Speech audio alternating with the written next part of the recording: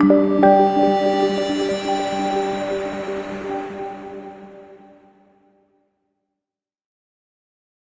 everyone, my name is Sela Bogonko and welcome to Zinduka. Zinduka is an apolitical platform that seeks to give voice and agency to the young people in Kenya to own their future.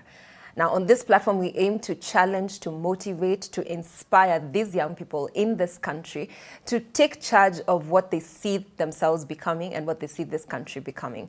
We aim to challenge the status quo, challenge the leadership, shift the trajectory, the mindsets, our own mindsets, and those of the leaders that are in office and those seeking to get into office so that we are able to collectively work together our desired future as a country. On this platform, we aim to inspire a generation of young, passionate, and responsible citizens who are not afraid to do things differently. Young people who believe that the emancipation of this country is tied to the leadership, first of themselves and then of the leaders we put into office. In our last post, we shared with you a conversation that we had with some 18 to 24-year-olds, young people in Kibra. And in this conversation, they shared their views about the political climate. They shared their views about the leaders that they currently have, leaders that they intend to vote for. Are they voting or not? And that was an interesting conversation. Now, if you haven't caught that, please do on the link below.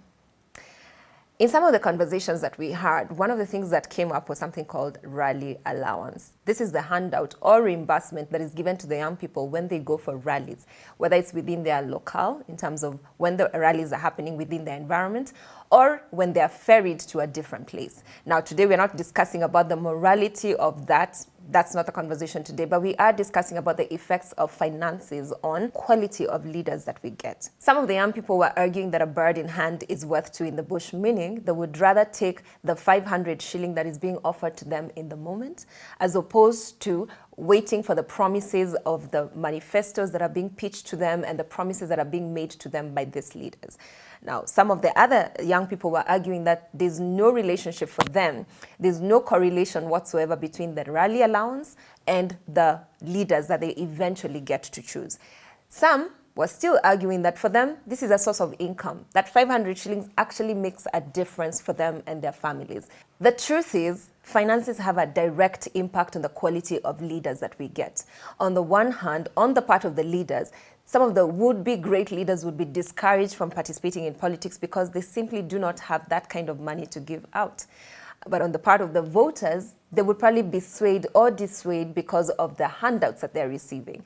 Either way, we are the ones as a country who get to lose. Now, today we are talking about the impact of finances on the election or the impact of finances on the quality of leaders. While I'm glad that many of the young people are disassociating rally allowance from the leaders they choose, the truth is elections in this country are expensive, and the price we have to pay is the quality of leaders that we get. For as long as some of the youth continue to sell their votes, the truth is we will continue in this cycle over and over again. I look forward to the day when many of us in Kenya would rally behind that MCA, that MP, that senator, or that presidential candidate who has no dime to their name, who has no shilling to their name, and be able to support them to get into that office because we truly believe that in spite of not having money, that he or she is actually able to deliver.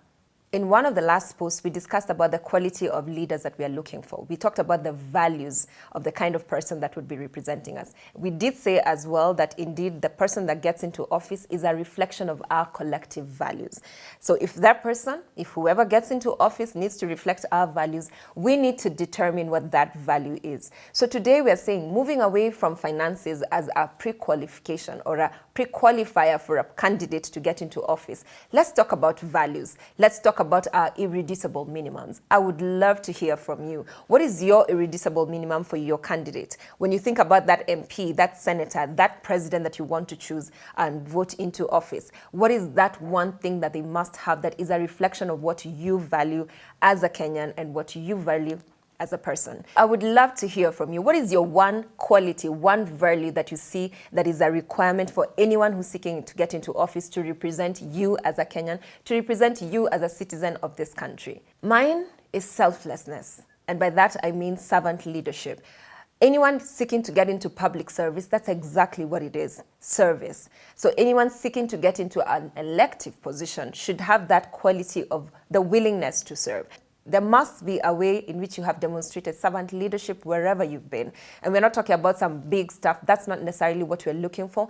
I'm looking for a leader who's been able to serve wherever they've been. Please share your views in the comment section below. Let's build a job description for anyone seeking to get into that office, whether it's an MCA, an MP, a governor, a senator, or even the president. This is Zinduka.